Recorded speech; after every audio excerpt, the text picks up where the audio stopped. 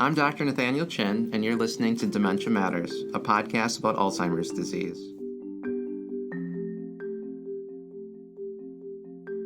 Dementia Matters is a production of the Wisconsin Alzheimer's Disease Research Center.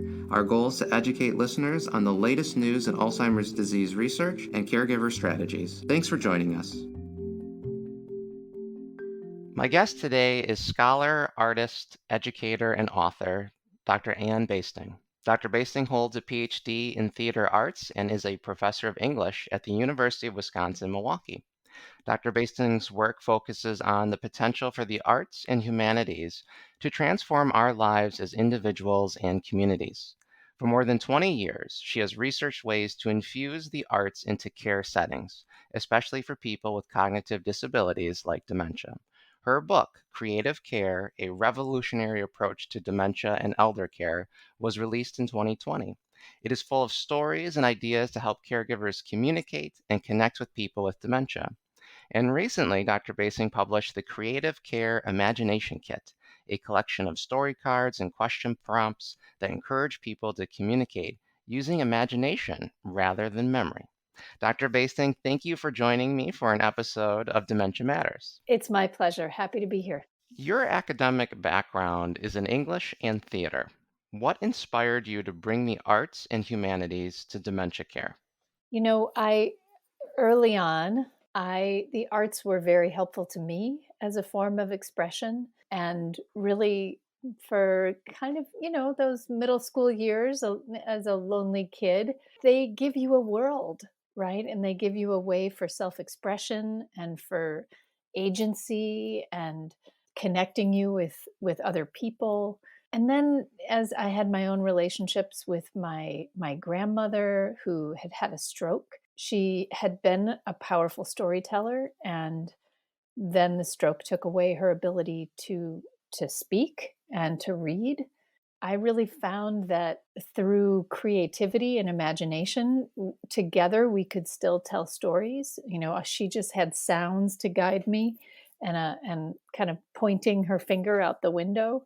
But together we were really able to continue storytelling together. And I think both of those things made me really see that people have stories inside of them, and that the real trick is to figure out how to facilitate them and invite them into being.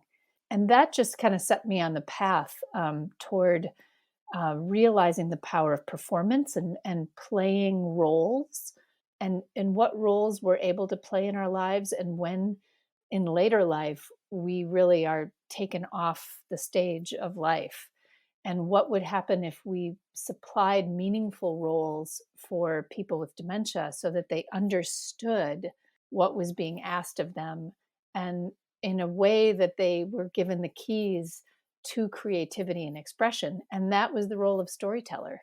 So very early on in my academic career, I volunteered in a locked unit of an Alzheimer's ward of a nursing home, and stumbled upon the power of improvisation as a way to really create the role of storyteller and invite people into expression and play and joy. And it was transformative. And truly, from that moment on, that has been what I've been trying to recreate and let people know that they have at their own fingertips to be able to use.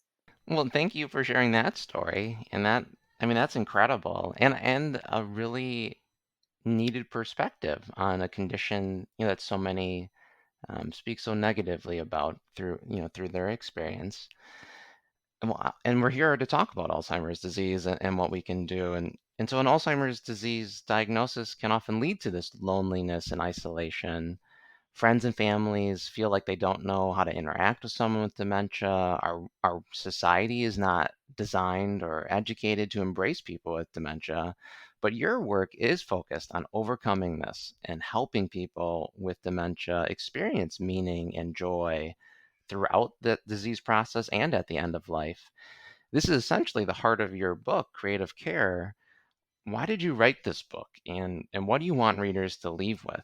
Oh, goodness. Well, I wanted a way to contain about 25 years of of stories I have from doing this. And I think exactly as you say that, the predominant feeling or view of dementia is, you get a diagnosis and you walk off a cliff essentially. Your family and friends don't know how to be in company with you. The culture doesn't know what to make of you, and it's a profound experience of isolation. But here, over 25 years, I had all of these tools and all of these stories of using imagination as the place where people could meet and connect in a really positive way that reoriented care from just filling in the gaps of loss toward mutual growth and joy. I mean, it's really the puzzle is you have to word it in a way and tell stories in a way that people take it in, because sometimes people just can't believe it's possible that there can be or they feel guilty feeling joy and laughter in a moment that feels so that they believe is so completely overwritten with despair. And it's not an easy experience. I mean, we're dealing with it in my own family, and I've witnessed it for, like I said, 25 years. But it is more than despair and tragedy. It is more than that. And unless we get serious about breaking through that, we'll never get through the stigma, the isolation, those conditions that we have control over changing. The biomedical stuff is where we're really struggling for treatments, but the other conditions, the lived conditions, we have control over. I'm glad you used the word stigma too, because what you're speaking to is exactly addressing that and providing not only saying, well, we need to address stigma, but here is a technique, here is a way of viewing life with dementia, caring for someone with dementia that is both meaningful and enjoyable. I really appreciate that. And frankly, it is a conversation that absolutely has to happen alongside what you just described, this idea of coming up with medical therapies and such. And you said it earlier, and you've said it in your book, that you believe everyone has a story inside them, and you want to bring those stories out.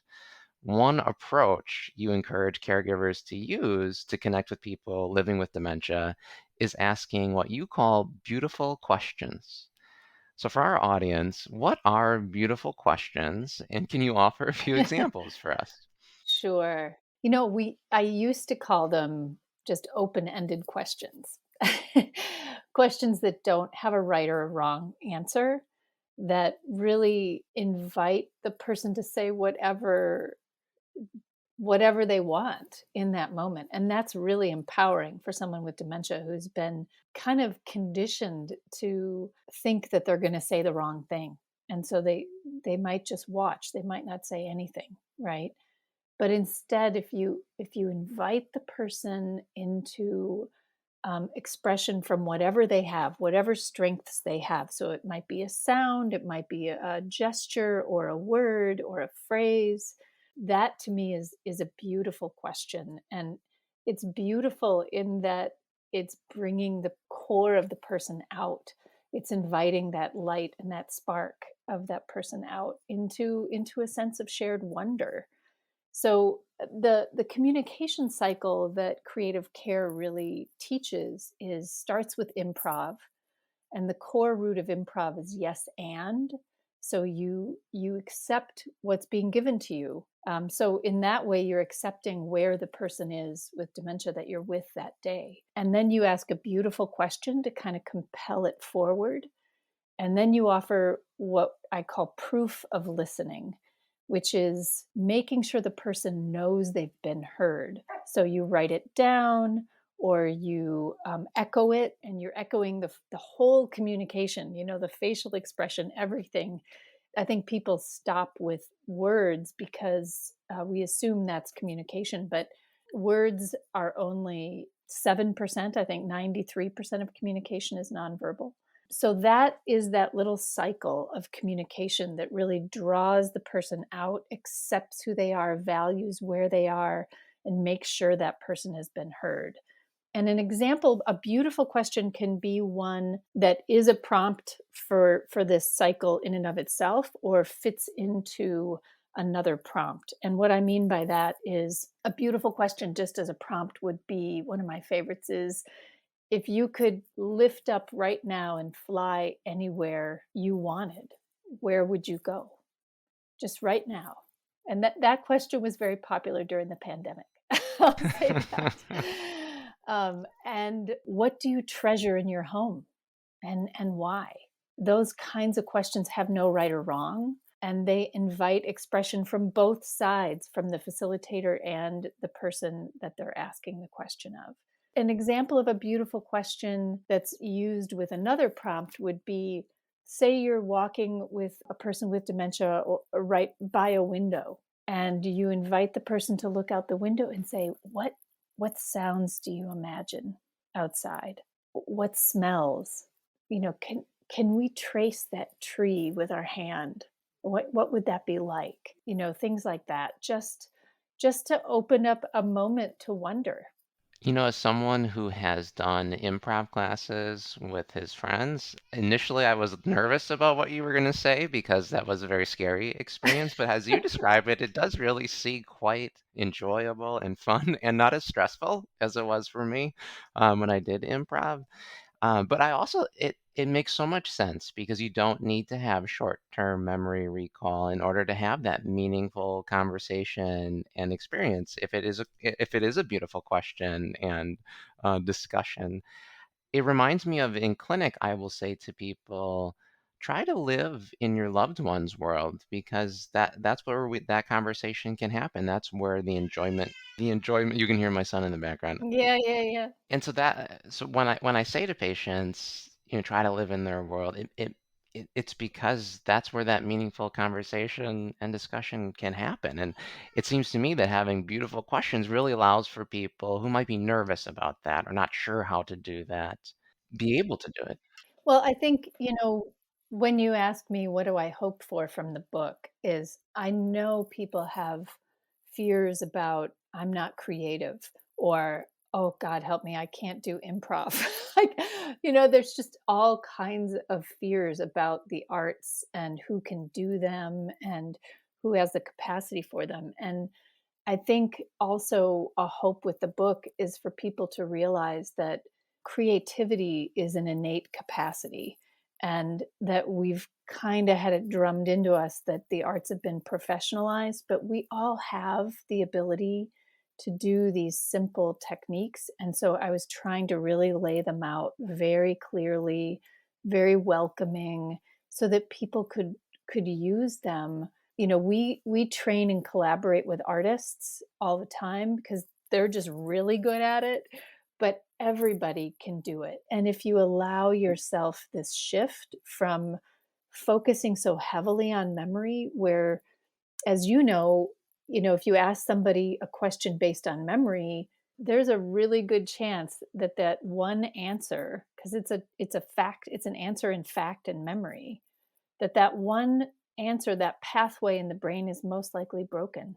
But if you just shift and open it up and ask a beautiful question, there's 1,000 possible pathways and answers, and just much more of an opportunity for that person to express themselves positively based on a strength, rather than feeling ashamed at not being able to get that one answer. So it's really a confidence building and inviting the person to express themselves out of strength rather than loss. And if you don't mind, I'd like to talk a little bit about your creative care imagination kit. Because when I look at your website, which is really helpful in explaining this, it says that it helps facilitate meaningful connections with others, but also the imagination, as you were just describing, since it's not relying on rote memory. So what's in the kit exactly, and why is each of those components important to the whole process? It's so funny because for years I've been, carefully trying to outline the ideas behind creative care, and I think that the book itself really outlines it very well. But still, people are like, "Will you just put these things in a box for me? Because I just can't. I don't have time to get prompts, and I want it in a package so I can take it with me on a visit or something like that." So that's essentially what we did. We put 15 beautiful questions into a beautifully designed box, 15 image prompts for stories, improvisational stories, and then a journal that has some instruction, very, very simple instructions, and then blank pages and lined pages for you to write down what comes out of your conversations and your stories. You've also written, though, about theater and acting as a transformative experience for people with cognitive and physical disabilities. And in fact, you've staged multiple theater productions in care facilities across the country. This is in addition to the Imagination Kit. So, how do performers in these plays respond to being a part of theater, and how does the audience respond to the performances? Well, the technique that we offer through the nonprofit that I work with, TimeSlips, is an organizational training called Creative Communities of Care. How to make a creative community of care. And part of that is learning this core technique as a communication tool. And then part of it is making your programming, like infusing this approach into your programming so that programming is just really interesting. it's it kind of ups it a notch, and it invites people to into an experience of wonder and co-creation, and it accumulates creative sessions over time into some event that the whole community can share in. Family members, volunteers, even artists that live in your area, neighbors, things like that. It just sort of reorients it into meaning making rather than distracting activities, or one-off activities, really making a health center into a cultural center. And that's really the root of the arts projects that I've done, whether it's an exhibit or a theater production.